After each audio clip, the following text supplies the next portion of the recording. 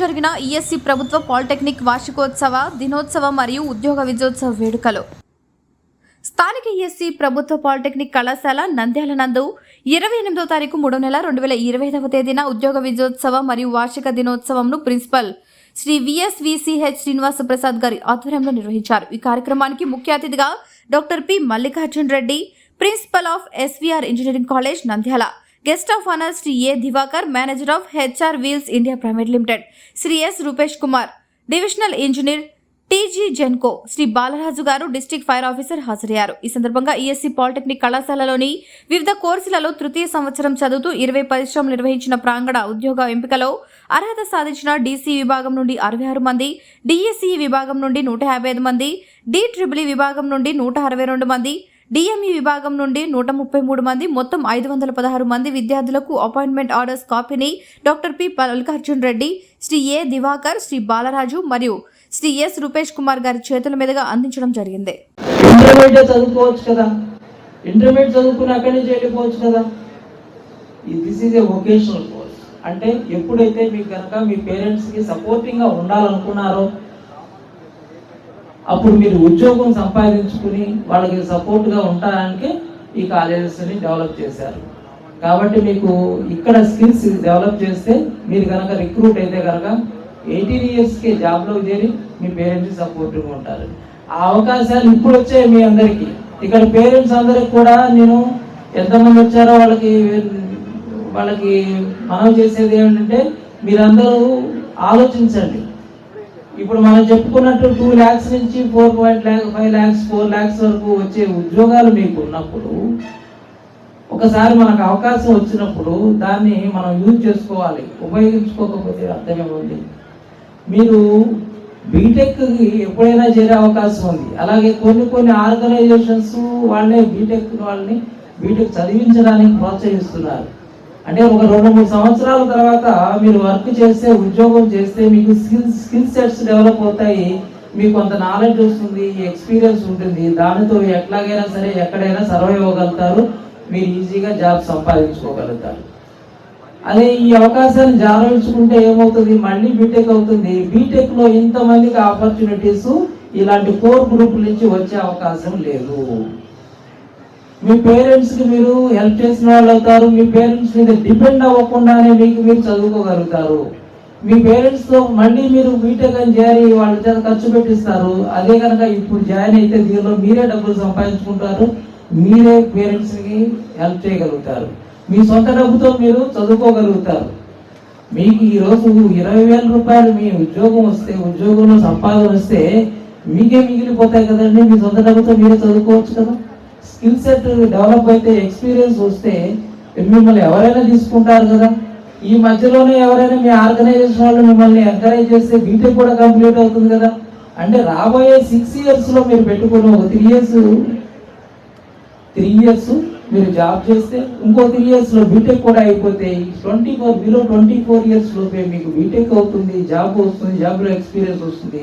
కాబట్టి parents, students parents అందరూ కూడా ఆలోచించాల్సిన విషయం అండి ఇది. సో ఇలాంటి అవకాశాలని మీరు జారవించుకోవద్దండి. ఇలాంటి కాలేజీలో మీరు చదివారు, మంచి అవకాశాలు వచ్చినాయి కాబట్టి వాటన్నిటిని ఉపయోగించుకొని మీరు జాబులో చేరతారని నేను ఆశిస్తున్నాను. ముందుగా ఈ కార్యక్రమానికి ముఖ్య అతిథిగా ఆహ్వానించినందుకు కళాశాల యాజమాన్యం వారికి కృతజ్ఞతలు తెలియజేసుకుంటున్నా. ఈ ఫంక్షన్ అనేది ఉద్యోగ విజయోత్సవ దినము మరియు వార్షిక దినోత్సవము. ఇంతకుముందే చెప్పారు కళాశాల ప్రిన్సిపల్ గారు, ఈ కాలేజీకి 100% ప్లేస్మెంట్స్ వచ్చాయని. సో ప్లేస్మెంట్స్ పొందిన ప్రతి విద్యార్థినికి అభినందనలు, అట్లాగే వారి తల్లిదండ్రులకు అభినందనలు. ఈ విజయాన్ని సాధించిన కళాశాల అధ్యాపకులకు కూడా అభినందనలు తెలియజేసుకుంటున్నా. అంటే 100% ప్లేస్మెంట్స్ వచ్చాయి, మరి 100% మంది ఉద్యోగాలకు వెళ్తారా అంటే చెప్పలేము. అంటే ఆర్థిక అవసరాలు ఉన్నవారు ఉద్యోగాలలో చేరిపోవచ్చు. ఆర్థిక అవసరాలు లేనివారు, అంటే ఆర్థికంగా మంచి స్థితిలో ఉన్నవారు, మీకు నెక్స్ట్ వాట్ నెక్స్ట్ అనేది ఇంతకుముందు చెప్పారు సార్ వాళ్ళు. ద బెస్ట్ ఆప్షన్ అంటే ఇన్ మై పర్యూ, ఓకే. ఎందుకంటే పాలిటెక్నిక్ చేసి బీటెక్ చేస్తే చాలా చాలా బాగుంటుంది. ఎందుకంటే నేను గత 34 సంవత్సరాలుగా ఈ అధ్యాపక వృత్తిలో ఉన్నాను ఇంజనీరింగ్ కళాశాలలో. కాబట్టి నేను మొదటి నుంచి చూస్తున్నాను, డిప్లొమా చేసి వచ్చిన విద్యార్థి డైరెక్ట్గా బీటెక్ చేసిన విద్యార్థి కంటే డిప్లొమా చేసి వచ్చిన విద్యార్థులే చాలా ముందుగా ఉంటున్నారు. అంటే వాళ్ళకు కావలసిన బేసిక్స్ అన్నీ కూడా 3 సంవత్సరాల డిప్లొమా కోర్సులో నేర్చుకుంటున్నారు. తదుపరి they are joining the engineering college in lateral entry, okay, mode. కాబట్టి డిప్లొమా చేసిన విద్యార్థులకు తప్పకుండా మంచి నాలెడ్జ్ ఉంటుంది. కాకపోతే చాలామంది డిప్లొమా విద్యార్థులు మ్యాథమెటిక్స్ గణిత శాస్త్రంలో ఎక్కువగా ఫెయిల్ అవుతున్నారు. దానికి కారణాలు ఏవైనా కావచ్చు. ఇంటర్మీడియట్లో మంచి గణిత శాస్త్రం అంటే నాలెడ్జ్ ఎక్కువ వస్తుంది అని, డిప్లొమా లెవెల్లో నాలెడ్జ్ తక్కువ ఉంటుందనే అభిప్రాయం ఉంది. అందుకోసమని ఇంజనీరింగ్ చేరిన తర్వాత మేము స్పెషల్ క్లాసెస్ కూడా కండక్ట్ చేస్తుంటాం మ్యాథమెటిక్స్ సంబంధించి. ఎక్కువ మంది అక్కడే ఫెయిల్ అవుతున్నారు కాబట్టి పర్సంటేజ్ కూడా తగ్గుతూ ఉంది. అదొక్కటి తప్పించి మిగతా విషయాల్లో అన్నింటిలో కూడా డిప్లొమా చేసిన విద్యార్థులే చాలా ముందుంటున్నారు, మంచి పర్ఫార్మెన్స్ కూడా ఇస్తున్నారు. డిప్లొమా చేసిన తర్వాత ఇంజనీరింగ్ చేరాలనుకున్నప్పుడు మీకు AP government they are conducting ECET examination. ఈ సంవత్సరం కూడా ఈసెట్ ఎగ్జామినేషన్ 7th ఏప్రిల్లో జరగబోతుంది.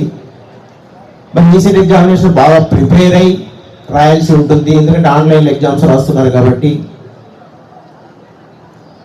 ఈసెట్ ఎగ్జామ్ రాసిన తర్వాత రిజల్ట్స్ వచ్చిన తర్వాత ఏ కాలేజీలో చేరాలన్నది చాలా మందికి ప్రశ్నార్థకంగా ఉంటుంది, తల్లిదండ్రులకు మరియు విద్యార్థులకు.